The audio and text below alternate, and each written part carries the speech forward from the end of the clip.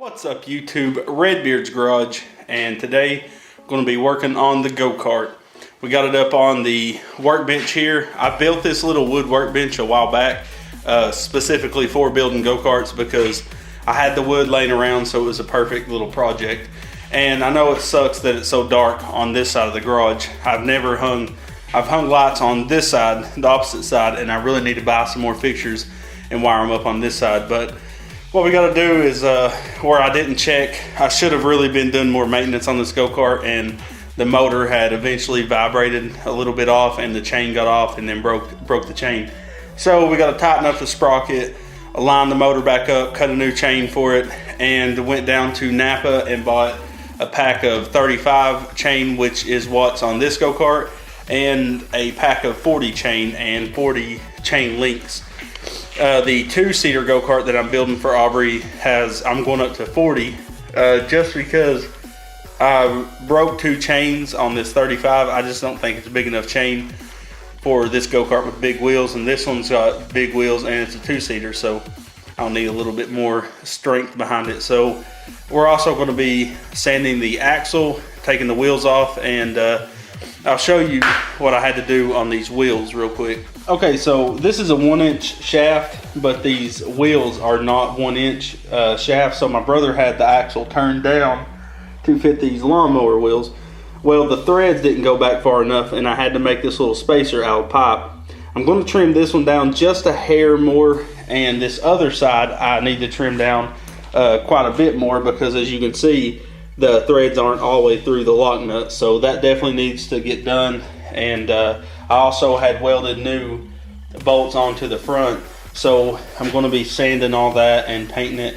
And also the way I made this throttle linkage set up, I never did paint it either. As you can see, it's lightly rusted, so I'm going to sand that up, and I'm going to see if I can find a cap for that, or maybe weld something over it. I don't know, it just bothers me. But I'm going to get it all painted up and cleaned up. You can tell she's been riding it quite a bit. But yeah, get this thing cleaned up and put it up for sale so we can build some other go-karts, because now she's got her parts on the way for the two-seater build. This go-kart's been awesome. She's had a lot of fun on it. She's had it for a couple of weeks now, and there's a torque converter set up and the two-piece sprocket, which I highly recommend because you don't have to pull the axle every time you go change the sprocket. It's real quick. And I lost this nut when I first put this go-kart together, so I need to go get one of those from Napa. And I always run disc brakes on all my go-karts. The two-seater, it had a drum style brake, and I'm swapping it over to disc. The only thing that bothers me about this go-kart is someone's did some patches to it before where they might have bent it back into place and did some welds, and they did some horrible welds. I mean, it's just like gobbed up welds. You can tell they've never welded before. And I thought about patching that up as well, but I really don't think it'll hurt it from selling, so I'm just going to do what's necessary to get this thing sold.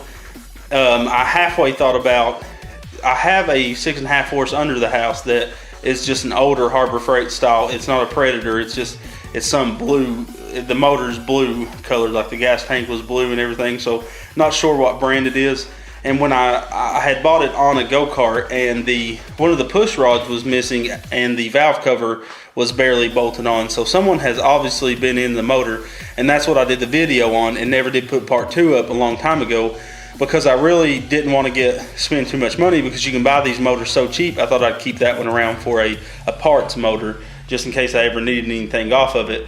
But now I'm kind of thinking about getting a carburetor for it, just buying a new one really.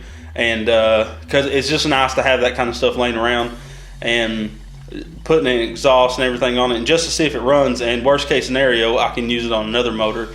I need to check. I'm pretty sure the exhaust flanges and everything's the same between a Hemi and a non-Hemi motor. I'm not positive, so correct me if I'm wrong, but if so, then the exhaust off of it would work. I would think the exhaust would be the same.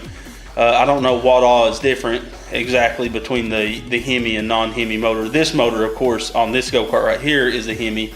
But yeah, let me know what you think about this go-kart. I'll try to give you a backup shot of it real quick. Okay, so there's the best shot I can get. This camera is a 1080p JVC camera. It was about $400 when I originally bought it. But as you can see, I'm a good 7 foot from this go-kart, and that's all I can get in the frame. So it doesn't have a wide angle, and that drives me crazy. I do have a DSLR that I really need to start using, a Canon T3, and I know that's nothing fancy because it only shoots 720p, but honestly, how many of y'all watch 1080p on YouTube? But let me know what you think about this go-kart. I think it's a pretty sweet setup. It was completely different from this when I originally got it. I put of course, the bigger tires. The seat was already on it and everything. This was actually a Yamaha go-kart. The seat is original to it, and it says Yamaha on the seat.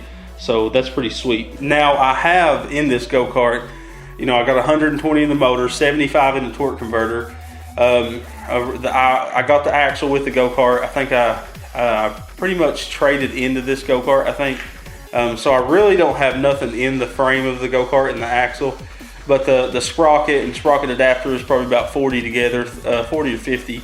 So, you know, I'm looking at a good 250 to 300 maybe in this thing. And I think I can get 700 on Craigslist. There's ones in a lot worse shape than this selling for 700 and 800. So hoping I can get 700, and that'll buy 2 more Hemis, 2 more torque converters, 2 more sprockets, 2 more sprocket mounts, 2 straight axles, 1-inch straight axles, and the bearings, and any tubes or tires I may need to build 2 more go-karts, and then again turn around and sell them for around $600 to $800 depending on the go-kart, and just keep building. I have 6 including this one as of right now, and I'm picking up 2 more in the next week or so.